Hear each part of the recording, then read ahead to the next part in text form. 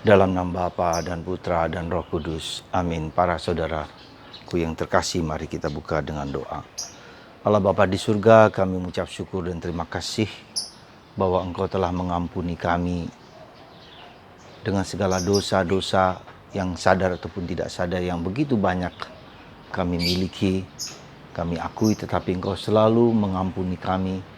Dan ketika Engkau mengampuni kami sungguh-sungguh mengalami pembebasan daripadamu. Semoga kami juga berani mengampuni orang-orang yang bersalah kepada kami. Terpujilah namamu kini dan sepanjang segala masa. Amin.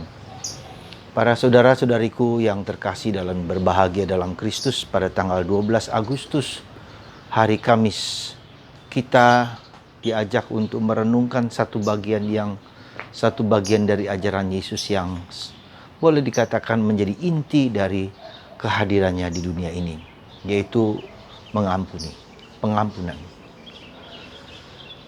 Petrus bertanya, berapa kali kami harus mengampuni? Dan dia mengatakan 7 kali 7. Tapi Yesus mengatakan tidak. Bukan 7 kali 7, tapi 70 kali 7 kali 7 kali. Berarti tanpa batas. Nah, mengapa tanpa batas? Pertama, karena pengampunan itu adalah sifat Allah. Allah itu pemurah, Allah itu pengasih, Allah itu tidak memperhitungkan lagi dosa-dosa kita. Tidak lagi mengingat-ingat dosa kita ketika Dia telah mengampuni kita.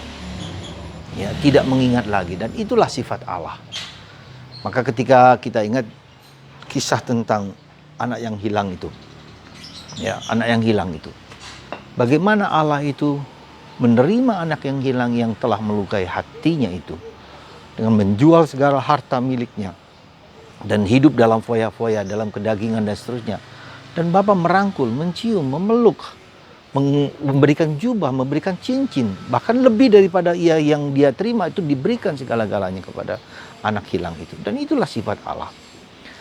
Karena itu sifat Allah, maka itu merupakan suatu ajaran, suatu dogma yang penting bagi kita, bahwa hidup kita diampuni oleh Allah. Meskipun mungkin kita tidak sadar bahwa kita telah melakukan dosa. Jadi pengampunan Allah bukan karena kita mohon, tetapi Allah sendiri yang dengan sadar, dengan mau, dengan rela, dengan ikhlas memberikan pengampunan kepada kita. Nah, jadi saudaraku terkasih, dasar dari pengampunan Allah ada ketidakterbatasan. Ya, ketidakterbatasan kerahiman Allah yang tanpa batas, katakanlah. Seperti lautan luas yang tanpa batas, seperti kedalaman bumi yang tanpa batas. Ya. Nah, itulah yang sebetulnya menjadi dasar dari pengampunan Allah yang tanpa batas itu. Ya. Nah, kita mengalami kesulitan karena seringkali kita mengukur pengampunan itu pada sesuatu yang terbatas, pada kemanusiaan kita, ya, pada sesuatu yang sementara, pada sesuatu yang bukan tak terbatas tapi terbatas, ya. Coba kita lihat, maka dikatakan hitung 7 kali 7, 7 hanya 7 kali. Yesus mengatakan tidak. Jadi ada 70 kali 7 itu adalah suatu ungkapan ketidakterbatasan kerahiman Allah. Sebesar apapun, bahkan misalnya dosamu merah seperti kirmisi, dosamu hitam seperti arang, Tuhan tetap mencintai dan mengampuni kita. Jadi kalau Tuhan katakanlah cintanya terbatas, maka itu bukan Tuhan. Ya, jadi kerahiman Allah itu adalah sifat hakiki dari Allah. Karena tujuannya adalah supaya manusia yang terbatas itu, ya, yang terbatas itu dengan segala kemampuan dan daya-daya kita, nggak mungkin kita tak terbatas. Maka Tuhan selalu memberi kesempatan kita untuk bertobat.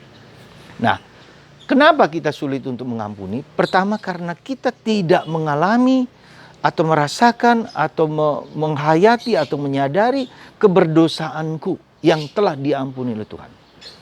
Ya, maka Santo Fransiskus Assisi mengatakan, aku ini cacing yang tidak layak untuk masuk surga, yang hanya bisa masuk neraka.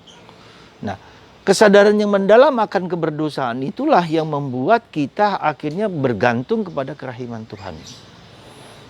Itu problem yang membuat kita sulit mengampuni orang lain, karena saya tidak mengalami atau merasakan atau tidak mengalami belas kasihan Allah yang sungguh luar biasa dalam hidupku. Ya. Nah, kalau kita mengalami itu, keberdosaan kita yang besar itu, pastilah kita tahu bahwa kita juga akan bisa mengampuni dan memaafkan orang lain. Yang kedua, saudaraku yang terkasih, mengapa kita sulit sekali mengampuni? Karena ada luka. Ya. Dan luka itu sekali lagi berulang-ulang, berterus-terus kita melukai. Kita merasa dilukai oleh A dan B yang sama dilukai. Nah, padahal sebetulnya keterlukaan itu adalah suatu suatu tanda bahwa ada sesuatu dalam diriku yang perlu dibereskan. Ya. Sesuatu yang dibereskan, sesuatu yang perlu diolah, sesuatu yang perlu dipulihkan dalam diri kita. Jadi ketika kita sulit mengampuni, itu tanda bahwa ada sesuatu luka yang masih harus menjadi PR kita untuk diperbaiki. Ya. Ya. Itu yang seringkali kita lupa. Jadi kita membiarkan itu semua tertimbun, tertumpuk di dalam bawah sadar kita. Sehingga seringkali terjadi apa? Kemarahan, kekecewaan dan kekecewaan karena tertumpuk di dalam. Maka ketika kita melampuni, maka kita dibebaskan, dilepaskan dari beban-beban berat, dilepaskan. Maka ketika orang tidak mengampuni, itu bebannya tertumpuk di dalam batin kita. Ya, lalu muncul apa? Nestapa, kehidupan yang tidak gembira, kehidupan yang tidak sukaria, kehidupan yang selalu penuh perhitungan gitu loh. Dan itu beban berat itulah yang membuat hidup kita menjadi, relasi kita dengan orang lain menjadi relasi yang berat. Juga dengan Tuhan. Kita menuntut Tuhan, kita ketika kita tidak melihat karya Tuhan dalam diri kita. Ya, hidup yang tidak gembira, yang tidak penuh sukacita, karena kita tidak mengampuni orang lain. Tidak berani mengampuni orang lain, tidak berani melepaskan judgment kita, ya, melepaskan kecurigaan kita, melepaskan rasa kok enak aja dia begitu. Jadi melepaskan kita mau mengadili, menghukum orang lain dengan dendam, dengan biarkan dia mati, biarkan dia terkutuk. Jadi ada hal-hal yang membuat kita tidak berani untuk melepaskan hal-hal tersebut. Ya, negatif itu tertumpuk dalam diri kita, dan itu yang membuat kita tidak bahagia. Jadi ketidakbahagiaan kita itu adalah ketidakberanian kita untuk mengampuni. Mengampuni tidak berarti tidak berarti orang bersalah kepada saya, tapi mengampuni karena suatu situasi, suatu keadaan yang tidak bisa terhindarkan dalam hidup kita. Kita mengampuni, kita mengerti, kita memaafkan. Kita memahami situasi itu yang memang seringkali tidak di luar kemampuan kita. Tapi kalau kita ngotot sesuai dengan apa yang kita mau, ya kita menderita sendiri. Ya, jadi pengampunan itu sekali lagi bukan hanya kepada orang yang telah melukai hati kita, tapi kepada keadaan-keadaan yang seringkali tidak bisa kita hindarkan dan terjadi. Ya. Jadi itulah yang harus membuat kita menjadi lapang dada, ya, belajar lapang dada, ya. Nah, maka ketika kita mengampuni, beban itu hilang, lalu kita menjadi gembira, tidak mudah menghakimi, tidak mudah menghukum, tidak mudah prasangka, tidak mudah mengira-ira, menduga-duga, membatin-batin, ya, tentang orang lain. Tapi kita persembahkan semuanya kepada Tuhan. Nah, bila demikian maka kita tidak lagi mengontrol kehidupan. Yang ketiga, kita seringkali mulai mengontrol kehidupanku, mengontrol kehidupan orang lain, mengontrol kehidupan situasiku. Nggak bisa. Diriku saja tidak bisa ku kontrol. Ya, ada hal-hal yang dalam diriku yang tidak bisa ku lakukan sendiri. Ya. Tapi karena orang lain, karena kebutuhan, karena siapapun. Mengontrol orang lain, apalagi. Mengontrol keadaan, apalagi. Peristiwa-peristiwa di luar kita, kecelakaan, COVID-19 tidak dalam kontrol kita, dan tidak juga bisa mengontrol Tuhan. Dan itulah menjadi orang yang berani sikap lepas bebas Orang yang mengampuni itu adalah orang yang berani lepas bebas terhadap situasi dirinya sendiri.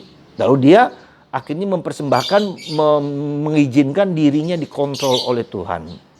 Maka disitulah sikap penyerahan diri yang murni dan bersih kepada Tuhan. Mengizinkan Tuhan bertindak sesuai dengan dia kehendaki. Jadi sekali lagi, mengampuni itu adalah mengizinkan Tuhan bertindak atas diriku, atas situasi dalam diriku. Lebih dalam daripada sekedar mengampuni kesalahan. Nah, bagaimana caranya kita tahu kita mengampuni atau tidak mengampuni? Hidup kita kaku atau tidak? Hidup kita keras atau tidak? Kita menjadi keras kepala atau tidak? Apakah kita menjadi lebih fleksibel, lebih rendah hati?